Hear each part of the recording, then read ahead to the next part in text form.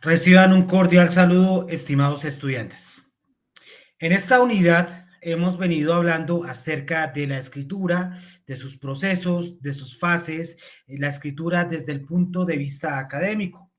En este pequeño video abordaremos una temática que ya hemos visto en los diferentes grados de formación en los cuales hemos estado inmersos, como en la escuela, como en el colegio y también en la universidad.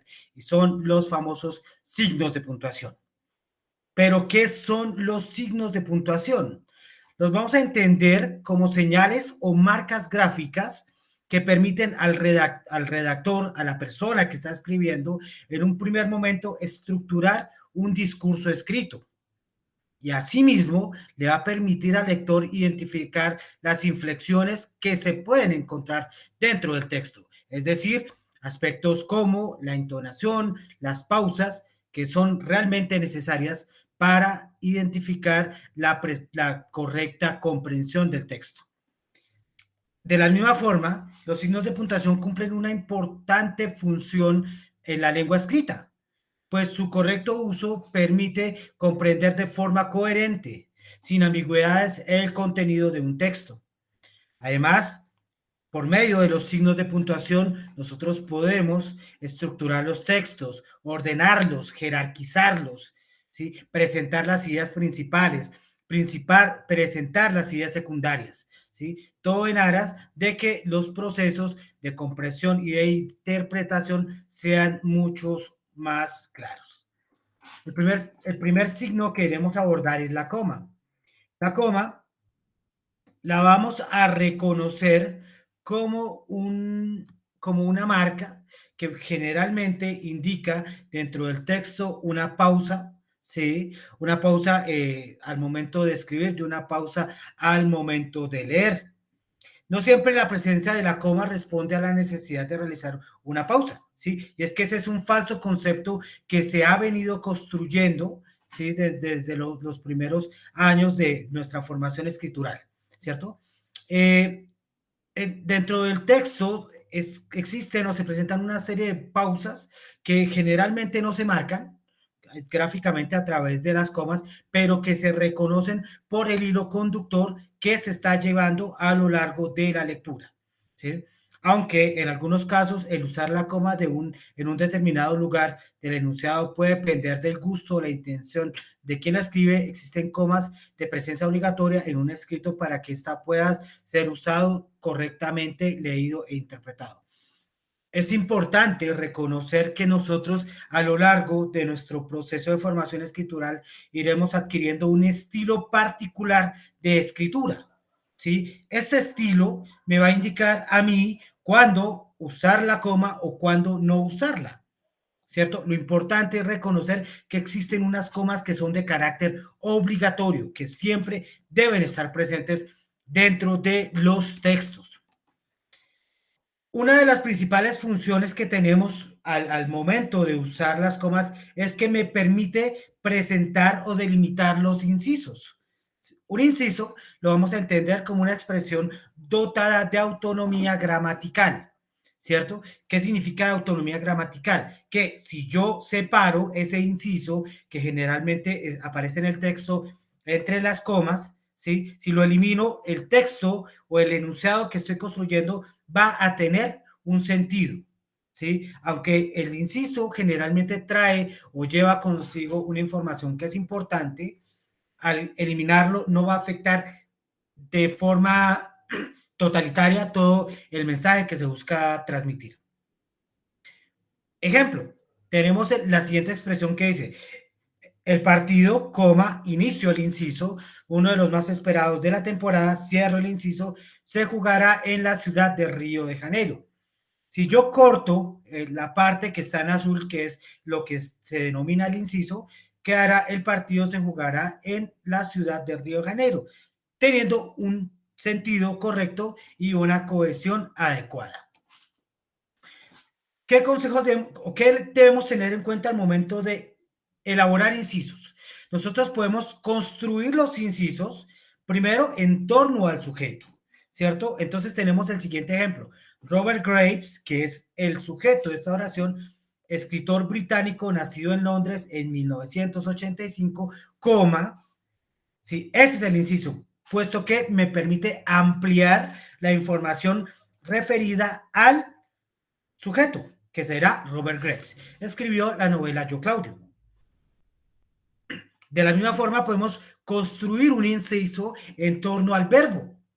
¿Sí? Ejemplo, Robert Graves escribió, coma, abro el inciso, a partir de la minuciosa revisión de la autografía de Tiberio Claudio, coma, la novela Yo Claudio. Entonces, en este inciso lo que me está haciendo es ampliando la información referente al verbo, a la acción. Y tenemos como un último elemento, podemos construir un inciso en torno al predicado. Robert Graves escribió la novela Yo Claudio, coma, que se adaptó para la televisión en 1976 por parte de la BBC y después la continuación Claudio el Dios. Si nos damos cuenta en la misma oración, Robert Graves escribió la novela Yo Claudio, pero usando el inciso tanto en el sujeto como el verbo como el complemento, ampliamos la información referente a esa particularidad.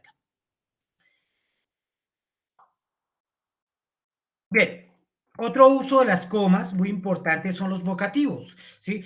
Los vocativos son las comas que se colocan después de el sustantivo dentro de una oración.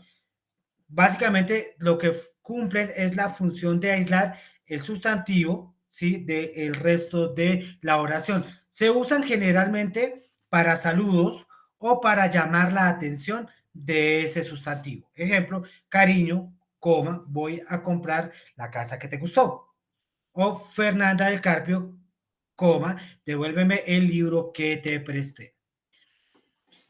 Es importante también tener en cuenta que nosotros debemos usar la coma, como hablábamos al principio de este video, ¿sí? En unas situaciones particulares, como por ejemplo, siempre es recomendable usar la coma antes de palabras como excepto, salvo y menos.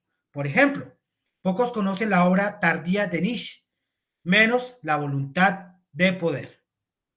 Muy pocas personas hoy en día hablan griego, coma, salvo que lo hayan estudiado en la universidad o les guste mucho. Y el último ejemplo que tenemos es el pensamiento de Aristóteles sigue vigente, coma, excepto quizá los tratados sobre la biología y la cosmología. De la misma forma, cuando tenemos oraciones coordinadas adversativas, recordemos que las oraciones coordinadas, desde el punto de vista gramatical, son cuando dos oraciones, ¿sí? Que tienen dos sujetos, pues cada una tiene sujeto, verbo y complemento, se vinculan en un enunciado. Siempre hay un elemento que los va a permitir conectar, que en este caso sería una conjunción adversativa, como el pero, el más, el aunque y el sino.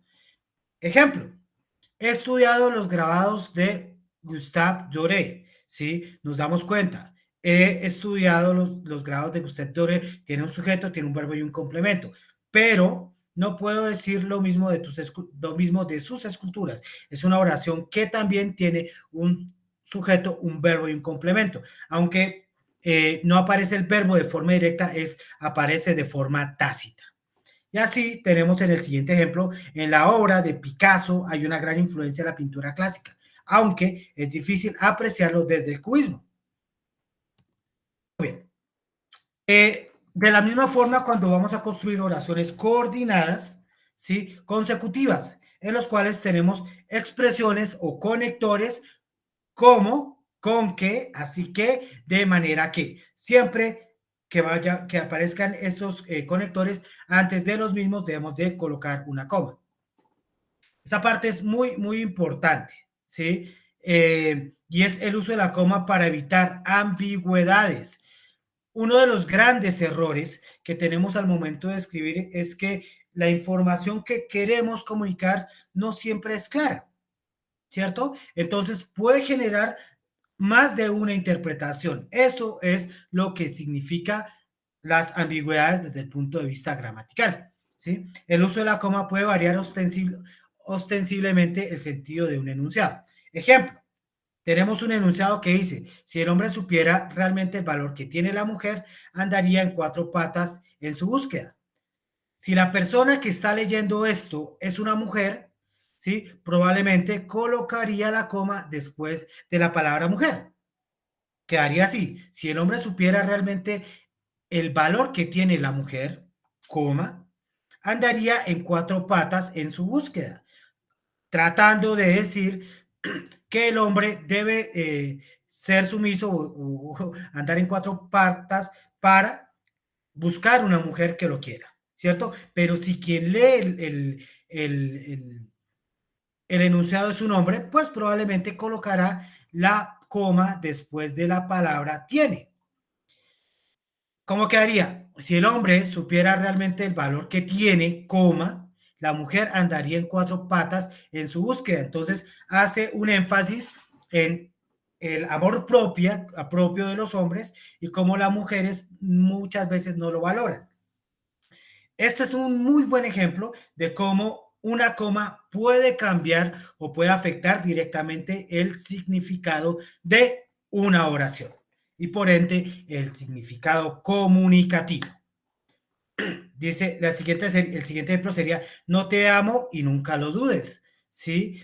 Si lo decimos así sin ninguna coma, estaremos afirmando que no queremos a esa persona, ¿sí? Y que por favor no dude que no sentimos ningún tipo de sentimiento por esa persona. Pero si en cambio colocamos la coma después el no, no, te amo y nunca lo dudes. Estamos aclarándole a esa persona que realmente la amamos y que es importante que nunca dude de nuestros sentimientos. Bien, el punto seguido básicamente tiene una función. La función principal del punto seguido es terminar, sí, o finiquitar las ideas dentro de una oración. Estimados estudiantes, el uso del punto de seguido es un error muy importante que cometemos de manera reiterativa. Y es que a veces por, no sé, falta de atención, llamémoslo desde ese punto de vista, no colocamos el punto al momento que finalizamos una idea, ¿sí? Sino que muchas veces colocamos una coma, ¿sí? Pensando que puede cumplir esa misma función gramatical cuando realmente no la puede cumplir.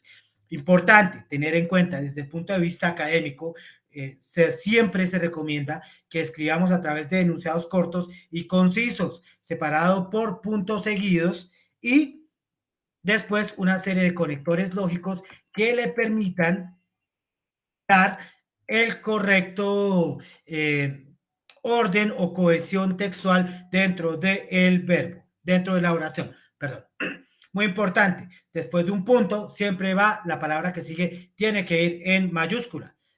A veces cuando utilizo, hago una pregunta o un signo de exclamación, la palabra que sigue después de este signo tiene que ir en mayúscula, puesto que al final de los signos está su respectivo punto. Y el punto, pues para finalizar enunciados o para terminar las ideas dentro de los párrafos, es reconocida como el punto aparte, ¿sí? Acá hago la claridad, qué pena. El punto seguido se utiliza para separar enunciados y el punto aparte para finalizar enunciados dentro de un párrafo, ¿sí? Aunque tienen la misma característica visual, la función es diferente. Muy importante, muchachos. Un párrafo debe tener al menos un punto seguido. Si únicamente tiene el punto final, no lo vamos a reconocer como un punto final o como un punto aparte, sino como un punto seguido dentro de una oración que tiene muchos enunciados. Muy bien, muchachos, muchísimas gracias por la atención. Por favor, la mejor manera de mejorar y de usar los correctos signos de puntuación, de manera correcta los signos de puntuación, es leyendo y estudiando y escribiendo. Muchísimas gracias, les deseo éxitos en todas sus labores.